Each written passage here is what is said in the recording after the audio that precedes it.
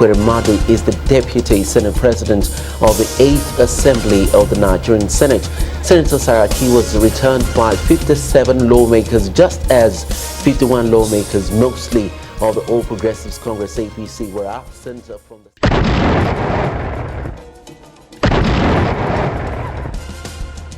As the jostle for who becomes the Senate President for the 10th National Assembly, we would like to present you with one-in-a-lifetime story of political intrigues and interest.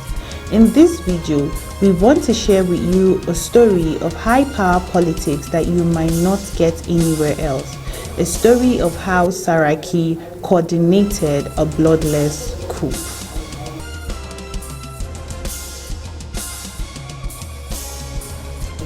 Indeed, after the coup was orchestrated by Bukola Saraki, the former governor of Kwara State, the completely stunned leadership of APC in a statement dubbed it the highest level of treachery, disloyalty and insincerity within any party, while amongst loyalists of the former governor, the brazen high-powered politics was considered a military blitzkrieg. How did it happen that Saraki caught the APC leaders napping in the race to selecting the Senate President of the 8th Senate in 2015? Let me share the gist with you.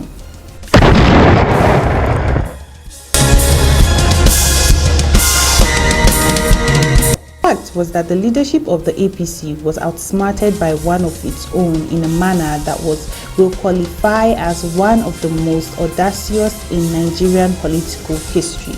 The success of the June 9 bloodless coup in the race to becoming the Senate's president in 2015 by Saraki literally left APC with eggs on its face. It all began after 2015 general election. APC got 60 out of 109 Senate seats.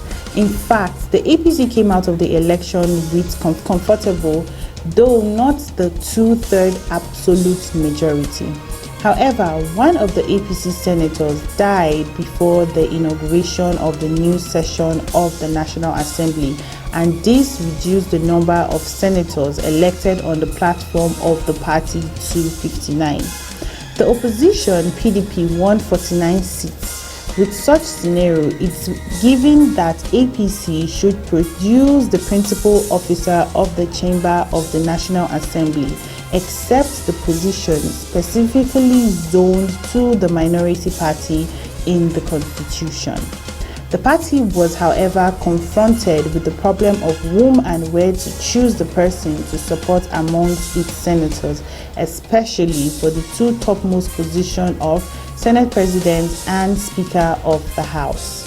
With the emergence of Buhari Northwest as the president and Yemi Osibanjo Southwest as vice president, the position of the Senate president, going by zoning formula popular for allocation of political office in the country, should have naturally gone to either the southeast or the south-south. But APC's choice problem was compounded by the fact that there was no ranking senator elected on the platform of APC from both parts of the country. Bola Ahmed Tinubu, the former governor of Lagos State and national leader of APC, was at a time reported to be backing Akume and Bada Biamila for the position of the Senate President and Speaker, respectively. But to get more support from Bada Biamila, he shifted his support to Lawal, who hailed from the northeast, the region that produced the second highest number of lawmakers. The former governor's thinking was that the northeast representative in the House will vote for Bada Biamila, while senators from the southwest will support Lawal. But the party also feared that the PDP may unduly influence the choice of the Speaker and the Senate President to spite APC. This was especially fueled by rumors that Senator David Mark, the former president of the Senate, and Ike Eweremadu, his deputy, may spring a surprise by putting themselves forward for election in APC, is unable to reach the consensus of the candidate to support for the position. With its block vote of 49 senators, it was argued that the opposition party, PDP, can spring a surprise on the floor of the National Assembly on the day of the proclamation, especially if the candidates of APC divided the 59 votes of the Senate amongst themselves. To avoid the springing of any surprise on it, the APC called the senators and House of Representatives elect for a retreat in Abuja, where it tried to convince the different contenders to step down for each other. Though the effort failed, it led to realignment of forces amongst the contenders, with Ndume agreeing to team up with Saraki as deputy, while Akume also agreed to run with Lawal under the same arrangement. Also, Gbajambiamila and Monguno joined forces to run as the Speaker and Deputy Speaker respectively, while Dogara and Lasson also agreed to the same arrangement. With the emergence of the two camps at both chambers, it became even more difficult for party leaders to broker the idea of consensus candidates to any of the contenders who were being egged by the vociferous supporters. The party attempted to intervene again with the straw poll organized for the lawmakers the weekend before the proclamation of the National Assembly. The continuous straw poll resulted in Lawal Akume as the party's candidate for the office of the Senate Presidency and Deputy Senate Presidency, while Gbajambiamila and Monguno also emerged as the party's preferred candidate for the leadership of the House of Representatives. But the Saraki camp that lost in the controversial straw poll rejected the result, vowing to defy APC's leadership. Indeed, while representatives in Dogara's camp claimed that they were not part of the process, the Saraki group also said it was not aware of the polls. At some point, the national chairman of APC at that time, John Odigi Oyegun, appealed to the contenders saying, "I want to appeal to APC members of the National Assembly, both Senate and the House of Representatives, to please respect the party, the view of the party, and the decision that they themselves took in selecting the person that will be presented to the National Assembly as presiding officers." But the two rebellious contenders continued the pursuit of their ambition while emphasizing that the president had repeatedly said he had no preferred candidate for the National Assembly leadership, while Lawal and Gbajambiamila were tagged the candidates of the former Lagos State governor. To further forestall any eventuality, the party requested the newly elected vice president to wade in, but again the Saraki and Dogara camp boycotted the meeting. At this point, the party then reached out to the president, urging him to intervene in the situation, which was now clearly out of control of the party leaders. But as APC was scratching its head for what is obviously the biggest challenge it had confronted since its formation, Saraki reached out to members of his former party, the PDP, for support by holding a meeting between 47 PDP senators, members of PDP National Working Committee led by the then acting national chairman, Prince Uche Secondus. Also presented were Governor Udom Emmanuel of Akwa Ibom State, Nyesom Wike of Rivers State, then Governor Ayo Fayose of Ekiti State, amongst others.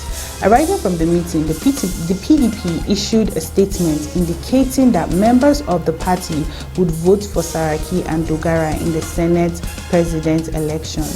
But in a last-minute attempt to stop the Saraki/PDP plot, the National Publicity Secretary of the APC sent out a message that President Muhammadu Buhari would be meeting the APC National Assembly members at the International Conference Center at 9 a.m. Meanwhile, a previous letter from the clerk had indicated that the 8th session of the National Assembly would be proclaimed at 10 a.m. on the same day. On that fateful day, APC lawmaker had started arriving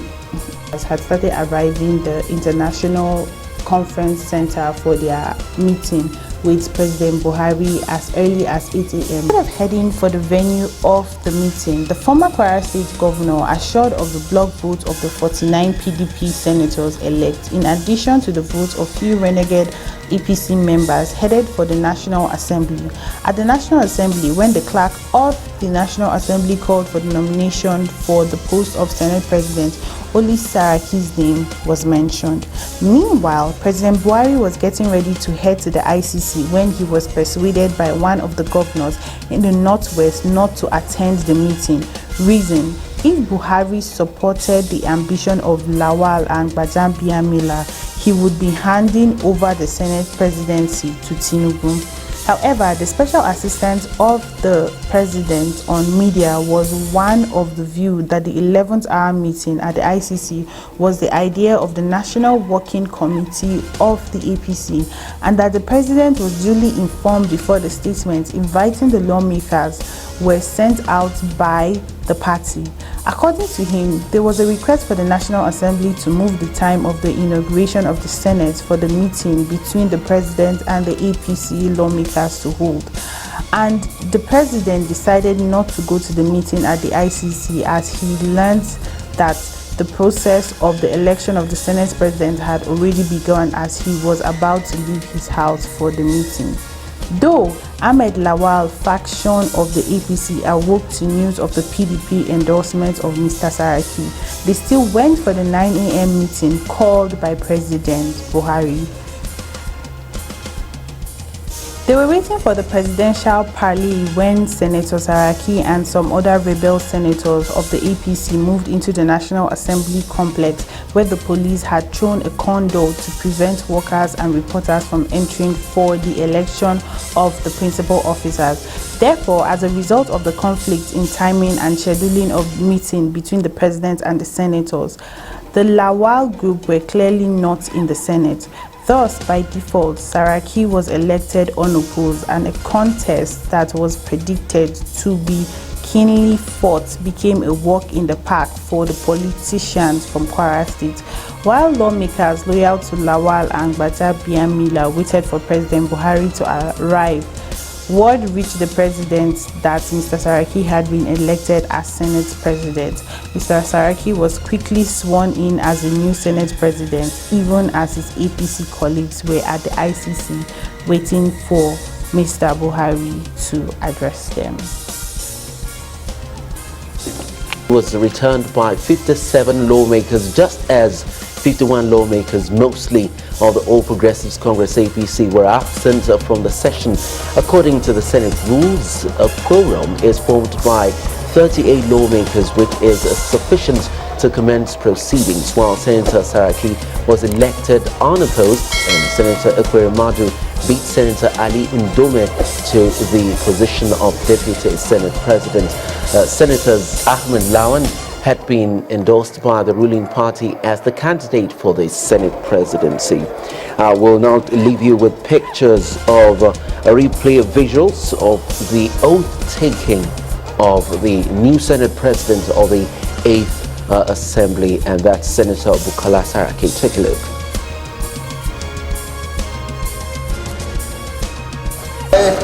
I, Bukola Saraki, do solemnly swear that I will be faithful and bear true allegiance to the Federal Republic of Nigeria, and that I will preserve, protect, and defend the Constitution of the Federal Republic of Nigeria. the Constitution of the Federal Republic of Nigeria. So help me God. So help me God.